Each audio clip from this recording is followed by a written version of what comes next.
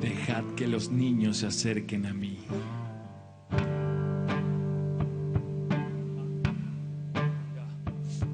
Los legionarios de Cristo revelan la información de que en los 80 años de su congregación, 170 niños han sido abusados por 33 sacerdotes, incluyendo al fundador. Pero las víctimas dicen que es una burla, que se quedan cortos, que la verdad es más cruda. ¿De qué te dan ganas? Parece que Satanás también anda entre las sotanas. Y si denuncian a un pederasta, se acciona un sistema encubridor que solo los cambia de zona. No estoy seguro quién protege a estos cretinos, pero ya sabes a dónde llevan todos los caminos. La iglesia tiene poder porque tiene votantes que al gobierno le van bien. Y si los niños no votan, ¿a quién van a defender? Son intereses de votos y no hablo de fe. Somos el país número 1 en abuso infantil en el mundo. Clero, no te equivoques. Hay que proteger a los niños, no a los sacerdotes. Somos el país número 1 en abuso infantil en el mundo. Estado, no te equivoques. Hay que proteger a los niños, no a los sacerdotes.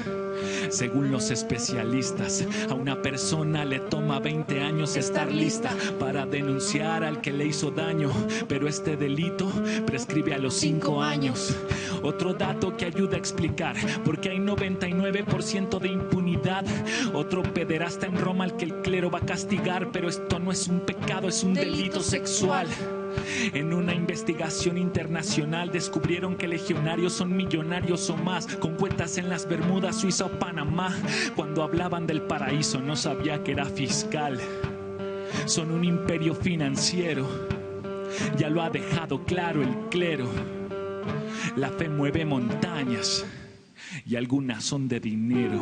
Somos el país número 1 en abuso infantil en el mundo. Pero no te equivoques. Hay que proteger a los niños, no a los sacerdotes. Somos el país número 1 en abuso infantil en el mundo. Estado, no te equivoques. Hay que proteger a los niños, no a los sacerdotes.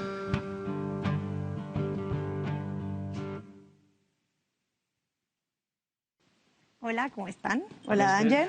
Hola, Zoe. Me gustó mucho su rap, muy poderoso y muy fuerte. Sí, nos vemos la próxima semana. Nos vemos la próxima semana. Hecho. Gracias, Danger, Alto Calibre, por abrir este espacio nuestro para hablar de buena fe. Buenas noches a ustedes, le damos la bienvenida. Hoy hablaremos de un tema importantísimo, un tema que podría cambiar por completo la cara del país que somos y que, por lo mismo, ha hecho temblar a muchos al pensarlo como una potencial razón más de apoyo al proyecto de la Cuarta Transformación. Estamos hablando nada más y nada menos que del sistema de seguridad social del que se ha discutido mucho en los últimos días por la entrada en vigor del Instituto de Salud para el Bienestar en sustitución del Seguro Popular. ¿Con qué objetivo? Que la atención médica sea gratuita en todos los niveles de atención, a más tardar el 1 de diciembre de este año. ¿Por qué esta meta? Por la simple razón que actualmente existen 69 millones de personas sin posibilidad de acceder a servicios de salud sin costo, debido a que no se encuentran afiliados al IMSS, al ISSSTE o a otros sistemas de salud y cuya situación no estaba resuelta tampoco con el Seguro Popular, como veremos más adelante. Lo primero que hay que entender es que el INSABI es solo una de las patas de la política de seguridad social que busca también elevar a rango constitucional el derecho de las personas mayores a recibir un apoyo económico, a los jóvenes a contar con una beca. En fin, esto es un cambio de concepción de lo que son los deberes del Estado, en función de la idea de que el bienestar social es un derecho humano universal. Y eso, querido público, es un salto cuántico entre la nueva política y la vieja, basada en una visión asistencialista que implicaba que se ayudaba a algunos. Bueno, pues esto no le ha cuadrado mucho a la opinocracia y a una clase política acostumbrada a dar migajas y a justificarlo con el échale ganas y que plantea que la responsabilidad de salir adelante es de cada quien. que al gastar en esto se está tirando el dinero. Métanle a seguridad lo que se merece.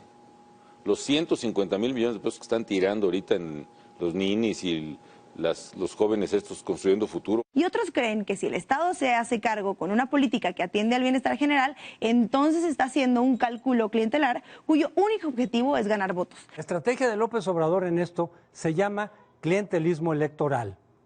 Se trata de que dichos programas no se identifiquen con antiguos gobiernos porque eso no genera gratitud o compromiso con el nuevo partido oficial. La típica visión que sitúa a la población como mercado de votos a ser comprado. No falta tampoco esa noción de que los que pagamos impuestos estamos manteniendo a los que no pagan, aunque un impuesto de gran recaudación sea el IVA y ese sea justo el que más paga proporcionalmente la población de menos recursos, incluido la que trabaja en la informalidad. ¿Y quién no ha escuchado también el no les está enseñando a pescar porque les están dando los pescados? Creo que lo que quiere ser algunos programas de transferencias es cambiar la conducta, no únicamente dar recursos. En fin, existe una gran cantidad de formas de intentar justificar la tendencia a arremeter contra un régimen de seguridad social universal como el que está impulsando este gobierno. Pero lo que es un hecho es que ya comenzó el proceso que de consolidarse revolucionará profundamente a la sociedad mexicana. Hoy está con nosotros el artífice de uno de los pilares de esta política social, Zoé Robledo, director del Instituto Mexicano de Seguridad Social. Vamos con él y con Gibran. Buenas noches, les doy la bienvenida.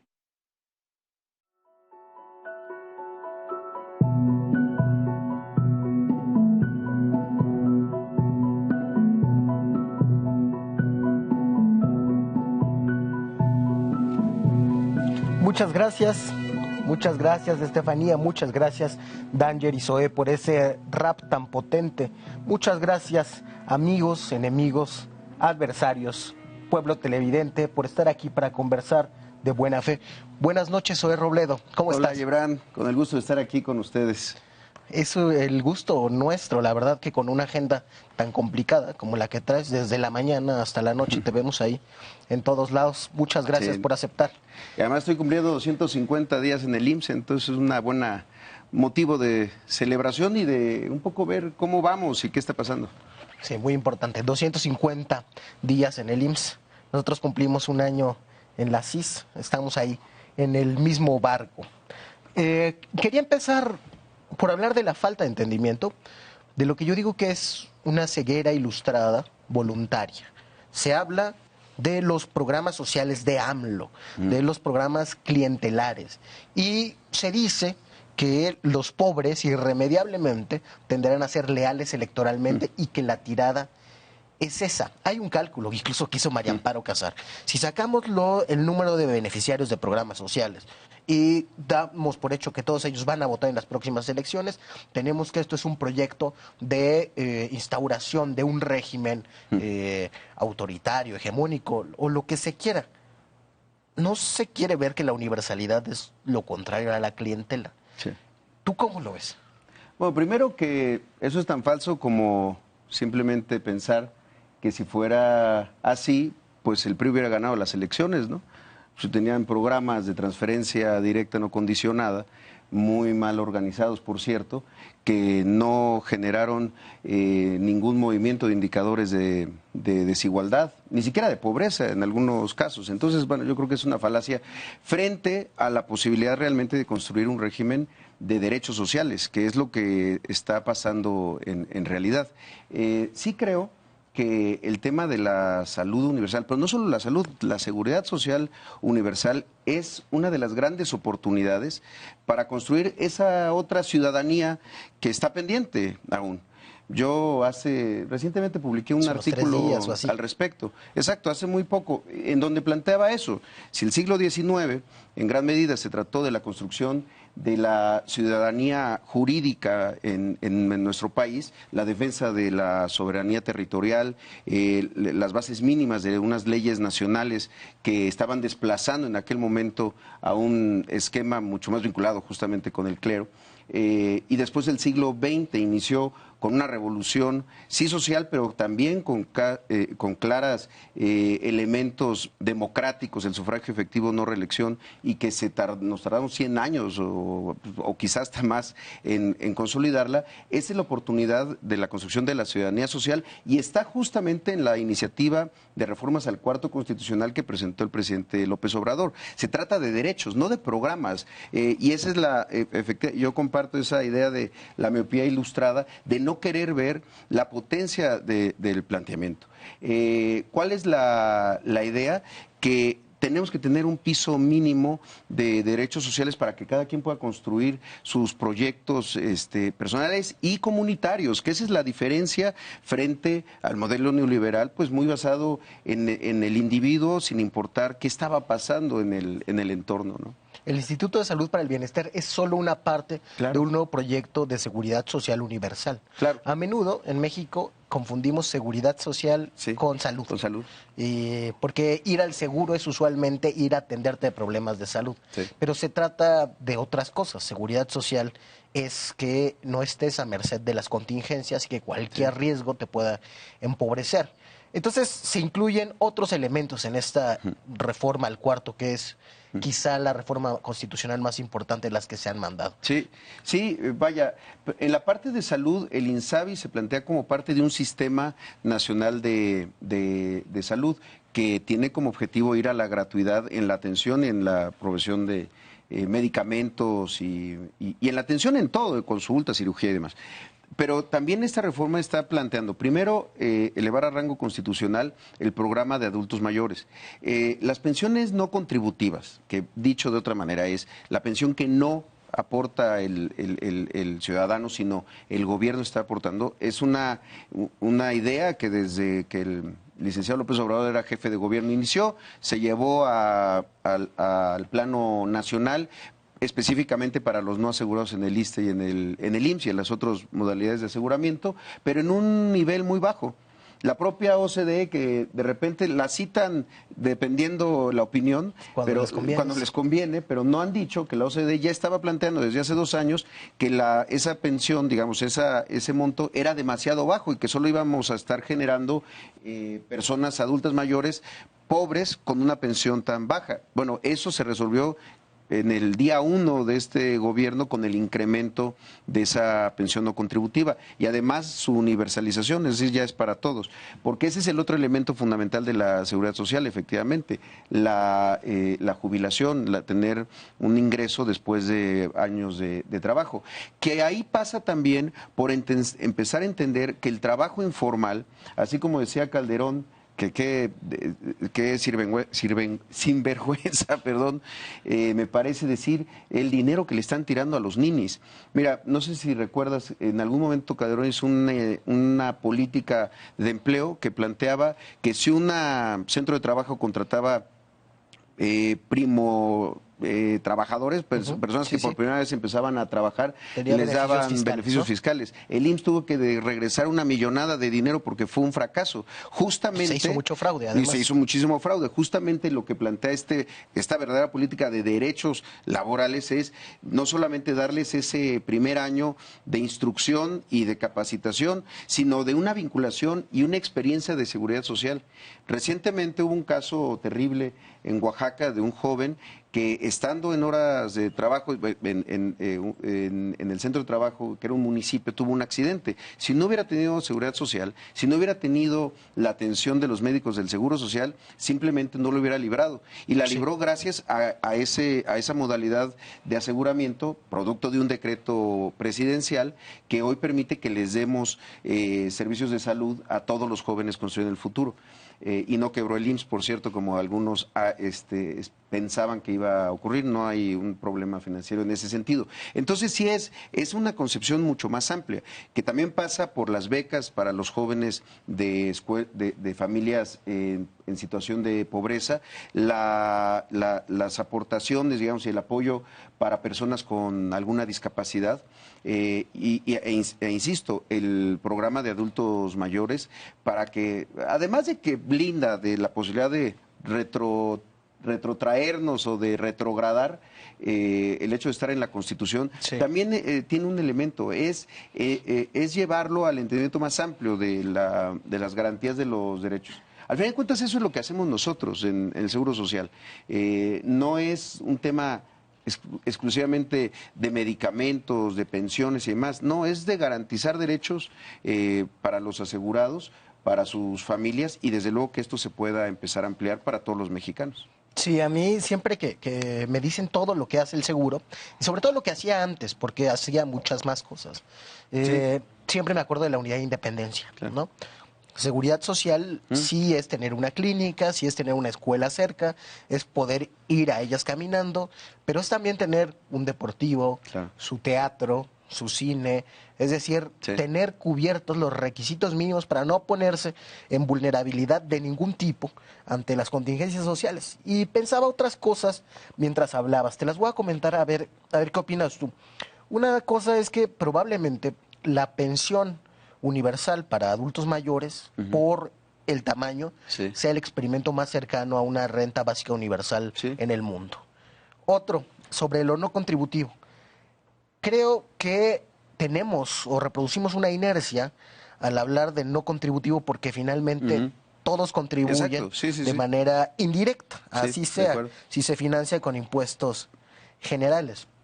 Y eso, no sé, muchas veces estigmatiza a Sí. los informales que a veces están contribuyendo con su falta de derechos. Sí. Pongo siempre, por ejemplo, que las meseras del VIPS, es un ejemplo de Fernando Escalante, no pueden costearse 3 comidas hasta la saciedad en el VIPS.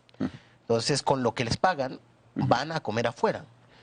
Los de afuera no están constituidos como empresa y no pagan impuestos, pero tampoco tienen acceso a la seguridad social Así y es. solo así pueden ofrecer esos precios que se inserten en ese mercado para los trabajadores formales más precarios. Entonces, es una especie de impuesto biopolítico a la pobreza. Y la otra cosa, cuando mencionabas la constitucionalización, constitucionalizar ha sido la base de los sistemas menos clientelares, ¿no? Claro. Como los de países del norte de Europa, como Noruega, o del Mediterráneo, como Italia, como España, pero también en experiencias cercanas como Brasil. Es decir, parece que estamos hablando de una cosa totalmente distinta Sí. que lo que dice la comentocracia tradicional. Totalmente, totalmente de acuerdo. Y además, esta idea que el trabajador, fíjate, incluso el Seguro Social, el trabajador de voluntario que está asegurado de manera voluntaria, que no tiene una relación laboral permanente y demás, trabajadores independientes, lo que tanto tiempo han estigmatizado como informalidad, pero que decide pagar su Seguro Social, a partir de las reformas que hubo en 97, han crecido muy poco, de 97 a la fecha son cerca de 200,000, y ya echándole ganas al número, y es insuficiente. Y hay uno de los elementos que creo que más importantes que debemos de perseguir es cómo facilitamos y flexibilizamos su incorporación al Seguro Social. O sea, cómo les decimos que no tengan tiempos de espera, por ejemplo, los tiempos de espera que de verdad son de sistemas poco... Y fíjate, hasta poco compasivos, vaya. Que alguien te diga, yo quiero seguridad social, sí, nada más aguántame un año para ver que estés sano, porque si Claro. estás enfermo no te quiero dar seguridad social porque te vas a costar muy caro. Como si fueras el Estado o un banco, ¿no?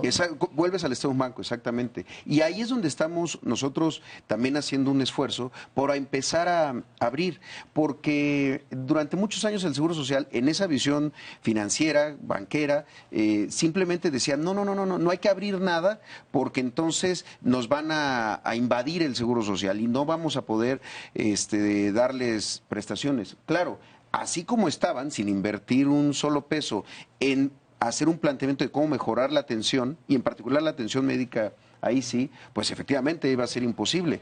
El asunto es cómo acompañamos un crecimiento sostenido que esté acorde al crecimiento de la derechohabiencia. Mira, en 2003 con Fox, es el momento que se da ese quiebre en donde la derechohabiencia crece a una velocidad mucho más rápida que las inversiones del Seguro Social. Es lo que tiene hoy al IMSS con el indicador de .67 camas por cada 1,000 derechohabientes adscritos a una unidad de medicina familiar. Entonces, esa lógica era una gran contradicción, hacía que el seguro no quisiera tener más asegurados. Claro.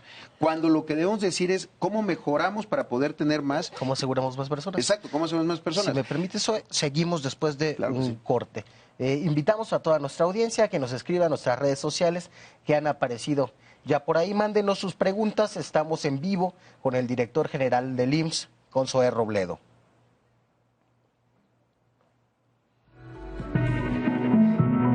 Hola, buenas noches. ¿Qué les puedo ofrecer? Hola, queremos un Mario recupera la vista y regresa al trabajo, por favor. La historia que todos queremos ver es donde Mario tiene una oportunidad de vivir mejor. Dona 5 pesos en taquilla o dulcería y ayuda a que más personas recuperen la vista. Y muchas gracias por donar. Gracias. En el Partido Verde queremos que nunca falte algo que aprender, un sueño que perseguir o alguien a quien amar. Este 2020 tendremos la oportunidad de seguir trabajando juntos, porque ustedes como nosotros queremos un México más justo y más incluyente. Claro, sin olvidar nuestros pilares como un mejor medio ambiente y el bienestar de los animales. Por eso, a nombre de las y los integrantes del Partido Verde, les damos las gracias por otro año de entrega y compromiso, deseándoles lo mejor para este 2020. Partido Verde. Soy Alberto Paz, soy de Oaxaca y hoy es un día muy especial porque voy a presentar mi examen profesional de la carrera de Ingeniería en Comunicaciones y Electrónica. Cuando ingresé éramos aproximadamente 1000 alumnos, de los cuales terminamos alrededor de 120, 130 alumnos, casi el 10% de los que entramos. Ser egresado del Politécnico Nacional es sentir los colores en la sangre. Cristina Pacheco te lleva a descubrir el lado humano de quienes viven con pasión, el mundo de la cultura, el arte, la ciencia y la música. Como siempre, emocionadísima de volver a encontrarlos aquí en nuestro estudio de Canal 11. Conversando con Cristina Pacheco, viernes 20 horas.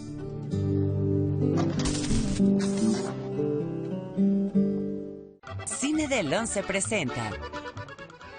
No resulta que tenga yo la culpa de tanto desfiguro por culpa de tu amor. A ver si la siguiente bailamos la siguiente. Ciclo Comedia de Oro. Los tales por cuales. Sábado, 22:30 horas.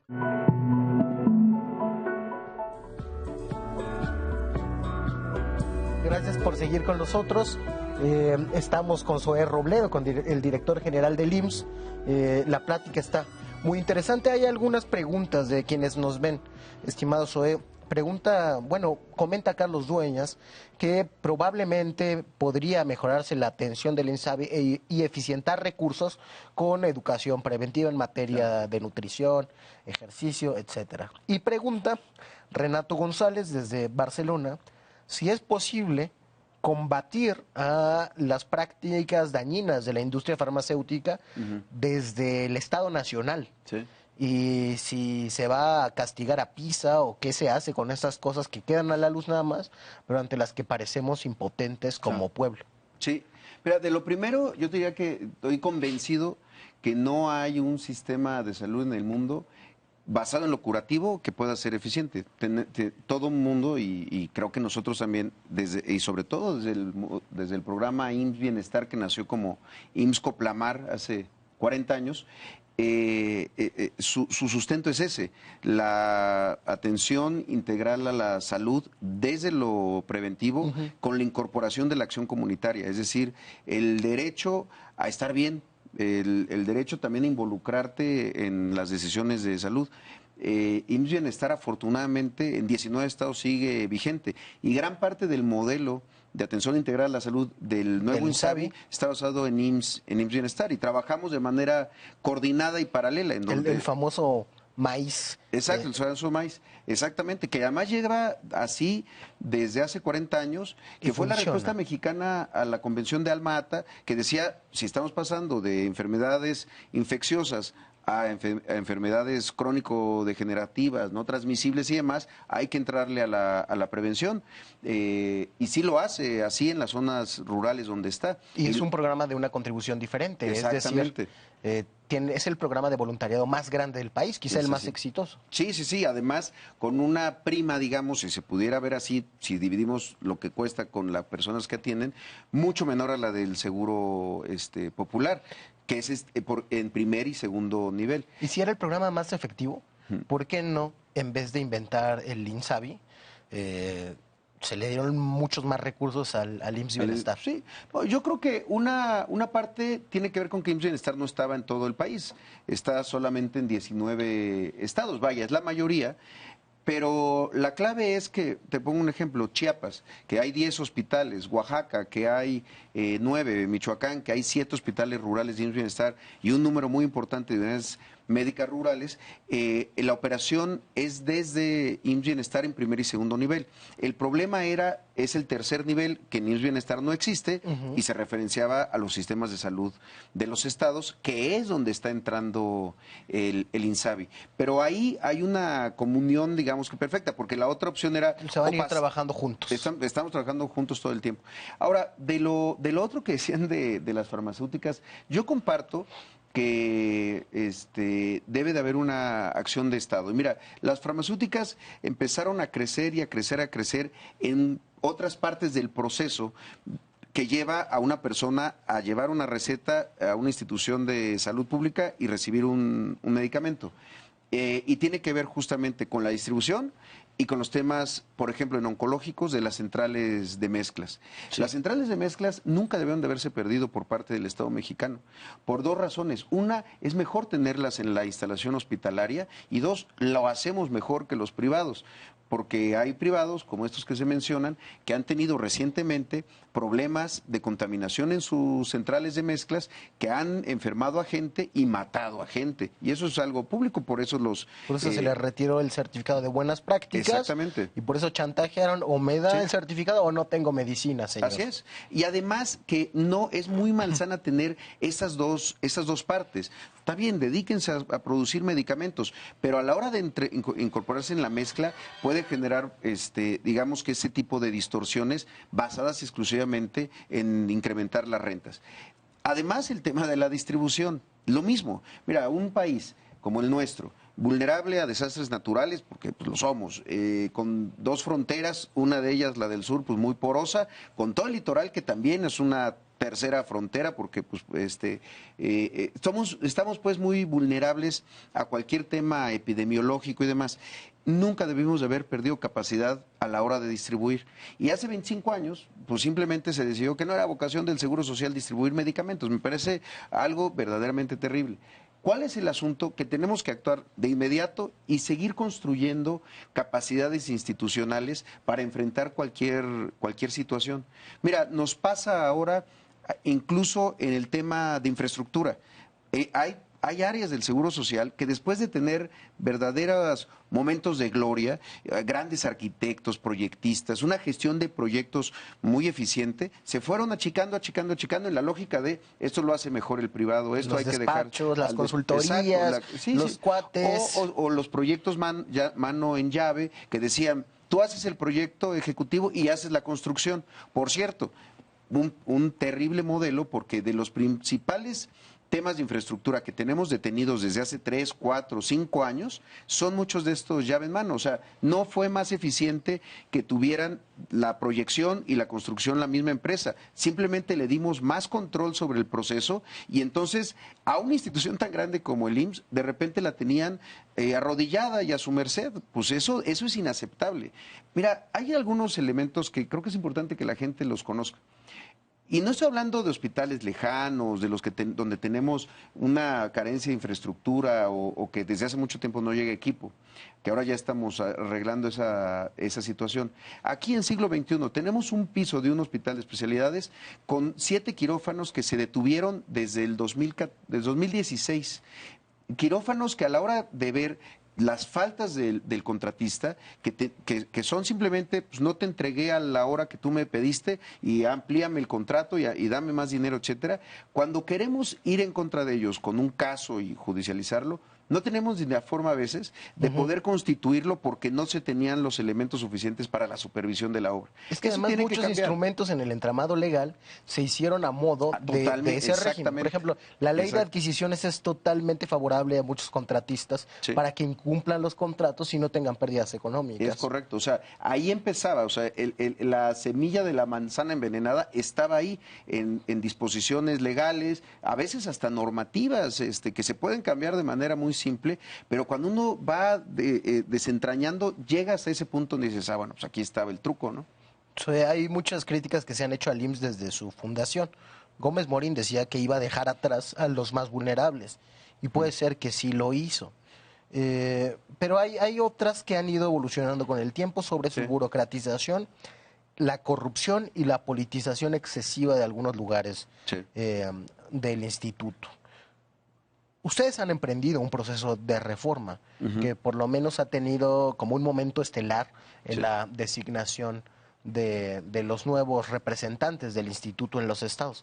Cuéntame un poco de eso, por favor. Bueno, a ver, en 2018, en noviembre, hubo reformas a la Ley Orgánica de la Administración Pública Federal que planteaba que ya no iba a haber delegaciones, que iba a haber un delegado en cada estado con oficinas de representación de las dependencias. Eso no alcanzaba el Seguro Social, pero no significaba que no nos alcanzara, que no nos moviéramos hacia un modelo similar o incluso, diferente en términos del método de selección. ¿Qué es lo que hicimos? Algo además que yo creo que debe haber ocurrido hace muchos años. Yo digo que fue una amputación del dedo del director general, porque antes era el elemento a decidir, era aquí aquí esta. Y estaba lleno de parientes de políticos del gabinete. Y muchas veces con mucha presión por parte de actores políticos, entre los gobernadores, quien fuera, que decía, oye, aquí el delegado del Seguro Social. Mira, una cosa que puede ilustrar mucho, había diputados federales que después de ganar una elección o de lista nacional, pedían licencia para irse de delegados del Seguro Social, o senadores, en fin, eso era un cargo de mucha relevancia en el ámbito local. Entonces lo que hicimos fue, a ver, no vamos a hacerlo de manera discrecional, vamos a privilegiar tres cosas. Primero, la capacidad técnica del personal de salud, y esto implica médicos, enfermeras, médicas y enfermeros también. Segundo, que sean del Seguro Social, que tengan 10 años mínimo de trayectoria, de experiencia en el Seguro Social y en cargos directivos, que ya hubieran sido directores de un hospital, jefes de prestaciones médicas de una delegación, o que ya hubieran tenido ciertos niveles tanto de manejo de personal como de presupuesto. Y la última, que era la más importante, la lealtad a la institución. A mí no me interesa que le sean leal al director general, me interesa que le sean leal al IMSS, que ellos no quieran mancharse las manos porque su carrera, su trayectoria la quieren, en su vida profesional la quieren hacer y terminar en el instituto. Y quitar el elemento político como el elemento discrecional que le cerraba la puerta a mucha gente muy capaz. ¿Por qué hablo de la lealtad a la institución? Porque después de hacer un examen que además lo hicimos de la misma manera como se hace el examen nacional de residencias médicas, aunque no era un examen médico, era un examen sobre los temas de la delegación. Fíjate, hicimos una cosa interesante, un ensayo que escribieron ahí mismo y que tenía que ver con su visión de qué quieren hacer, qué los motivaba a intentar ser jefes de la oficina de la representación, y queríamos buscar que estuvieran vinculados a los derechohabientes y a la protección de derechos. Eso era lo que buscábamos con el ensayo. Se hicieron entrevistas y demás. Y ya que teníamos a estas personas, a los 35 y las 35 mejores, porque además es paritario, van a ser 18 hombres y 17 mujeres, de los 35, porque pues, hay 3 estados donde hay 2 delegaciones, insaculamos como dice el presidente, para no decirlo, lo sorteamos, y sorteamos la ubicación. El día que llegaron al Consejo Técnico, todos y todas, ni ellos ni yo sabíamos a dónde iba a ir cada quien. Ahí, con los niños gritones, porque además queríamos que fuera algo muy, muy transparente, fueron sacando las bolitas y decían, esta persona va a este lugar y así. Así ya no tiene intereses en común ni con el gobernador, ni con el partido local, ni con la mafia que vende material de curación. Medicinas, ni con exactamente. Nadie.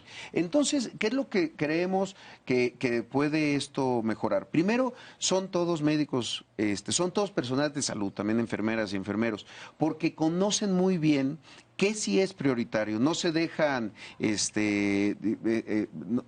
se dejan espantar con se nos va a acabar tal medicamento o con algún elemento. Saben de la operación del instituto, pero sobre todo desde la óptica de las prestaciones médicas. ¿Por qué quisimos enfatizar ahí? Porque ahí tenemos los problemas más grandes, porque ahí tenemos los tiempos de espera prolongados para una cirugía o para una consulta especial, que también estamos haciendo otras cosas. El tema de las unidades médicas de tiempo completo, que acabamos de abrir nuevas plazas solamente para ese programa, cerca de 8,000 entre médicos, médicas y enfermeras. Ahorita regresamos al tema de la atención médica, sobre todo en primer nivel, si nos da tiempo, pero me gustaría pedirte una mirada de conjunto. Sí. Ahí es todo un sistema de bienestar en el que está el IMSS, está el INSABI, están las prestaciones de pensiones, de becas educativas, de becas a personas con discapacidades permanentes. Un sistema de bienestar general que se plantea en la reforma al artículo 4 constitucional, que además retoma demandas viejas del PAN, como eso de contribuir monetariamente a los más pobres, y también del Partido Comunista, como el salario estudiantil que pasó al gobierno de la Ciudad de México por vía de Pablo Gómez a Marcelo Ebrard, y que ahora está en el programa de becas. Es decir, un poco un programa de urgencia nacional. Y se ha visto la mejoría, por lo menos en una encuesta, en el Universal, en otras que han salido en el Financiero. Se dice que el 48% de los mexicanos dice estar mejor con este gobierno, económicamente. Pero hay una que me llamó más la atención. Una empresa llamada Empeño Fácil hablaba de cómo ha incrementado sus ganancias en la región porque la gente va a empeñar más las cosas. Excepto en México, donde el empeño está disminuyendo. Es decir, ha cambiado cosas muy tangibles en la vida de mucha gente, como de la mitad de la población por lo menos. Pero es el principio de lo más fundamental, que la gente tenga derecho a la subsistencia y a no empobrecerse con cualquier enfermedad. ¿Qué falta? ¿Hacia dónde? ¿Qué tenemos que pensar en la vivienda, agua y saneamiento? Mira, yo sí creo que hay como por lo menos 3 elementos. Primero, a mí me parece que otro de los indicadores muy, muy relevantes de esto es el tema del salario mínimo. O sea, el incremento del salario mínimo para los trabajadores empujó el salario base de cotización, es decir, el promedio del salario de los trabajadores registrados en el Seguro Social. Un 8%, ¿verdad? No, un poco menos. Es que es 8% si consideramos el incremento del norte del país. Y entonces en el promedio sí está por ahí. Pero ya considerando todo el país es casi 7%. Pero es un incremento histórico, nunca se había visto. Por una razón. Ahora que se daban las cifras del empleo, el salario que se creó adicional, el empleo que se creó adicional es empleo mejor remunerado. Entonces, eso es fundamental, por el tema de pensiones también. Eso es una. La otra es lo que tú decías, y creo que eso es de verdad bien importante para el modelo del Seguro Social de vinculación comunitaria y dejar de pensar que la comunidad es lo rural. En todos lados hay comunidad, en todos lados hay vínculos, identidades que se pueden articular. Y tiene que ver con los determinantes sociales de la salud. Es decir, en la lógica preventiva, muchas veces tener agua potable puede ser mucho más importante que tener un hospital de especialidades de manera permanente para ver si cuando nos enfermamos ahí nos pueden atender. Tener una vivienda en buenas condiciones o tener una vivienda. Y ahí también el trabajo que se está haciendo en Infonavit me parece fundamental, porque también el Infonavit está teniendo un giro en la aproximación a la protección de los derechos. Entonces yo creo que sí, esa es una parte importante. Y si a eso lo vinculamos con los elementos que existen hoy para el mejoramiento de la infraestructura en las escuelas, en los caminos rurales y demás, de verdad se está creando una economía social que poco va a seguir importando, sin menospreciarlo desde luego, el asunto del crecimiento como la variable que determina absolutamente todas las acciones. ¿Cómo alguien puede explicar que el IMSS tenga más ingresos sin que haya crecimiento económico? Pues todo el mundo sí hablan del atorón, de cómo no estamos creciendo, pero la mayoría de la gente está sintiendo otra cosa. Exacto. Y muchos dicen, es que esa es precisamente la trampa electoral, que aunque el país no vaya bien, la gente no se da cuenta porque va a tener dinero en la bolsa. Bueno, pues de eso se trata la seguridad social, ¿no? Claro. De que aunque al país le vaya mal por el entorno económico internacional, ya lo ha documentado la CEPAL en más de una ocasión, pues uno no tiene necesariamente que tener un riesgo de empobrecimiento en cualquier momento. Sí, totalmente. Y ahí creo que el reto es, otra vez, cómo estas otras modalidades de ocupación, que alguien puede decir que son informales y que no contribuyen, y en realidad sí están contribuyendo, les abrimos esa puerta a este sistema de seguridad social. Porque lo cierto es, la puerta está cerrada, o sea, no, el IMSS no está buscando, ni promoviendo, ni haciendo acciones, hasta hace poco, para abrirle la puerta a los informadores. Muchas de esas tienen que ver justo con el programa de trabajadoras del hogar, afortunadamente. O sea, tuvo que venir el esfuerzo desde el Poder Judicial y después las reformas que se hicieron en las cámaras, para que tuviéramos la obligación de abrirlo a un segmento de la economía, porque no deja de ser un segmento de la economía, además uno muy importante. Eso nos está permitiendo observar cómo abrirlo a otros sectores, a otros segmentos que durante muchos años han tenido simplemente cerrada la puerta del Seguro Social. Sí, hay un camino ahí muy interesante en Costa Rica sobre una multiplicidad de regímenes especiales que permitieron ir incluyendo a diferentes partes de la población. Y en eso, pensando en las experiencias internacionales, y para regresar al tema de la atención médica que dejábamos pendiente, es cierto que las principales quejas sobre el instituto están en el primer nivel de atención, que tenemos una saturación, que la mayoría de la demanda está concentrada ahí. Hay también algunas prácticas internacionales que permitirían desahogarlo. Se me ocurren, y ya la hemos conversado varias veces, el acta de prescripción enfermera, que dote de más poder a las enfermeras y que ayude a las que son técnicas ahora a ser licenciadas, para que puedan prescribir muchos medicamentos que sí estarían en su capacidad, desde luego con la capacitación pertinente en farmacia. Está la telemedicina y el telediagnóstico, que con estándares de calidad rigurosos puede ayudar mucho a descongestionar también el primer nivel. Ahora, en esas mismas experiencias internacionales, ha sido conflictivo con el gremio de los médicos. ¿Cómo logramos innovar con estas y otras cosas? No sé, el expediente electrónico único, cosas así. ¿Cómo logramos innovar haciendo a los médicos aliados de ese emprendimiento de la salud pública? Mira, yo creo que una parte es el reconocimiento y de verdad el respeto que nosotros le tenemos a su profesión, al de todo el personal de salud y en particular el tema de los médicos, ahora hablo de las enfermeras, con 2 o 3 acciones. Primero, por primera vez, del total de los 35 oficinas de representación, las antes delegaciones, 29 son médicos y médicas. Es decir, nunca había habido en el Seguro Social tantos doctores representando al seguro en los estados. Primero. Segundo, le estamos apostando mucho al tema del tiempo completo para poder dar cirugías programadas en hospitales de segundo nivel, en unidades de medicina familiar, consulta de médico familiar en fin de semana, consulta de especialidad en fin de semana. ¿Eso qué implica? Contratar a más doctores. Contratarlos específicamente para este programa y reducir en ese sentido los tiempos de espera, ya sea para consulta o para una cirugía programada.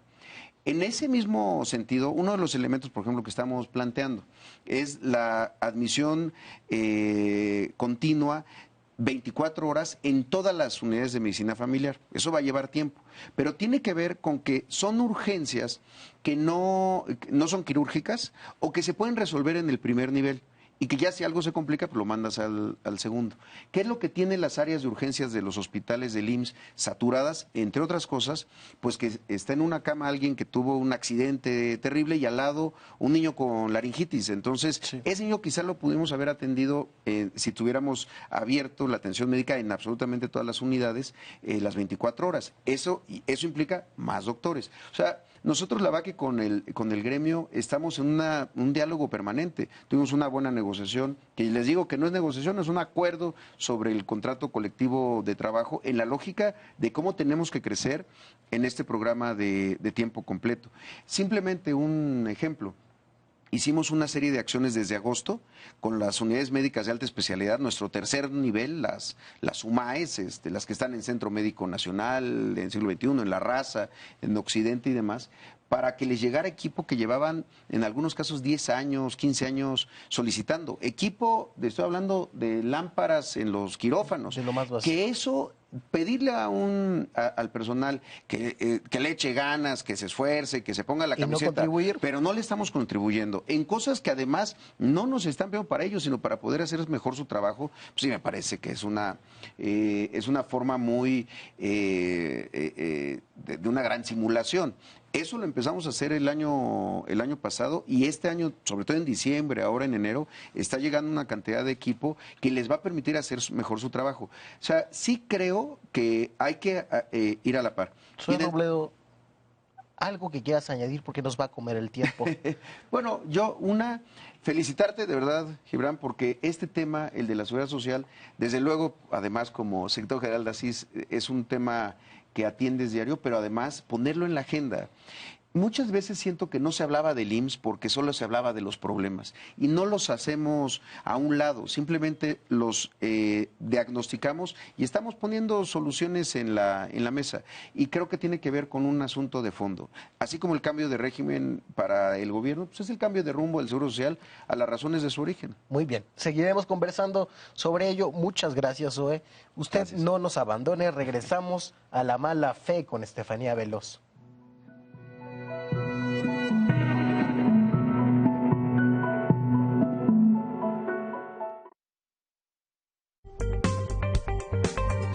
Se resuelve provisionalmente el conflicto en Morena.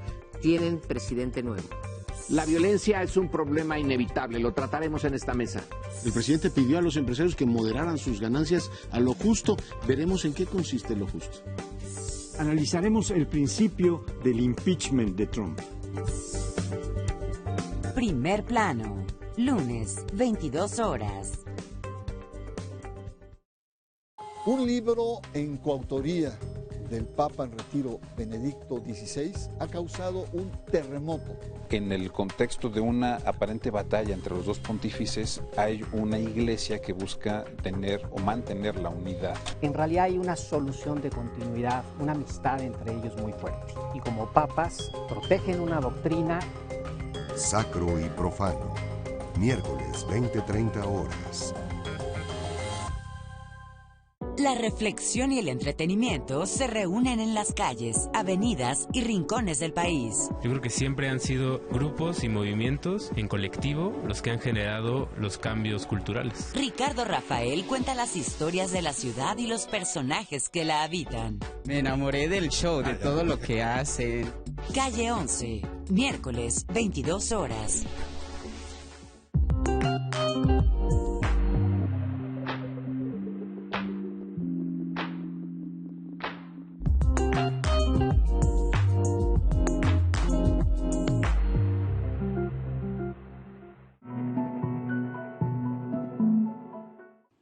Les doy la bienvenida a esta sección donde hablamos de la mala fe que tienen algunos para desinformar, mentir, robar y traicionar. Pero no se preocupe, aquí estamos para decirle toda la verdad.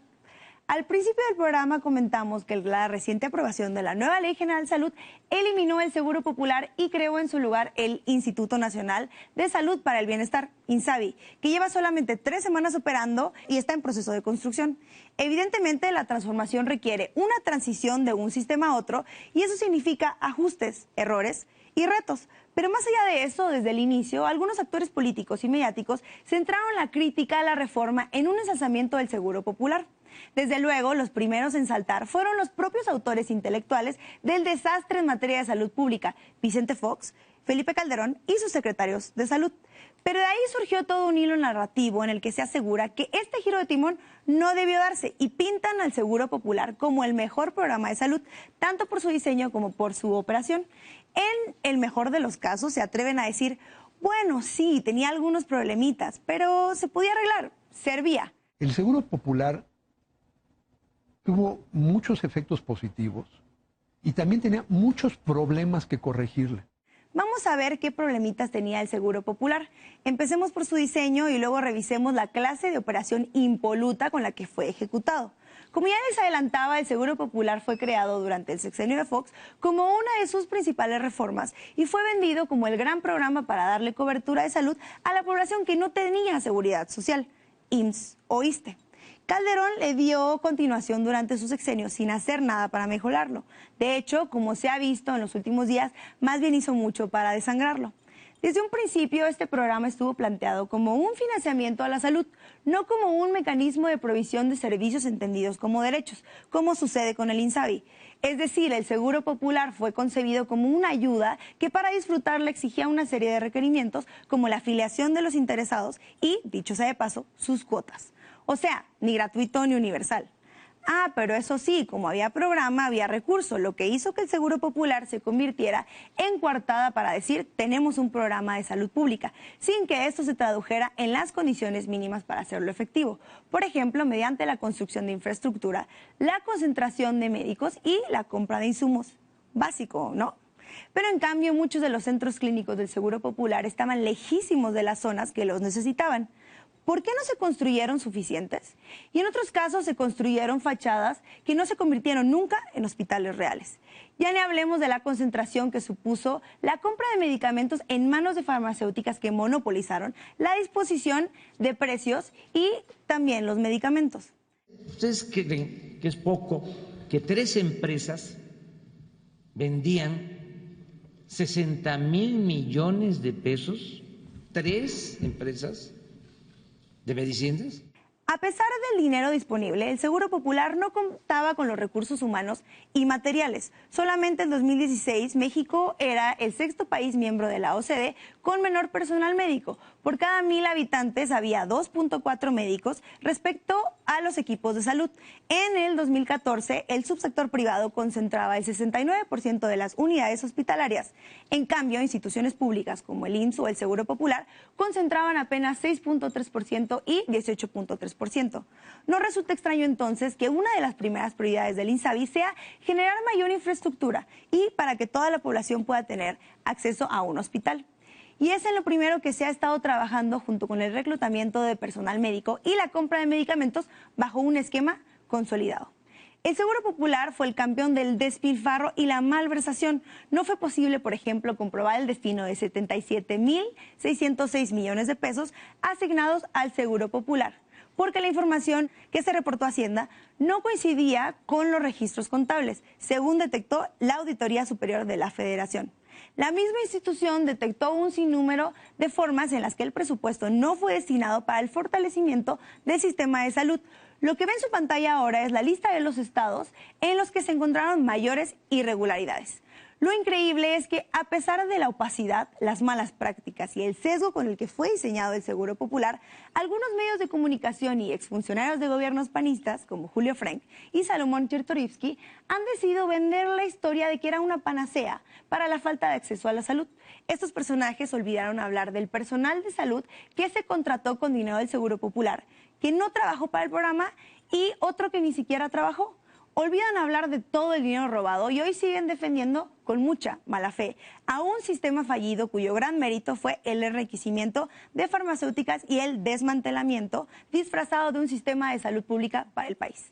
Regresamos con Gibran. Muchas gracias, Estefanía, muchas gracias a nuestra audiencia. La verdad es que hemos recibido muchos comentarios, muchos más de los que esperaba yo, quizás golpeando, felicitando, hablando de las farmacéuticas, de los problemas del Seguro Popular.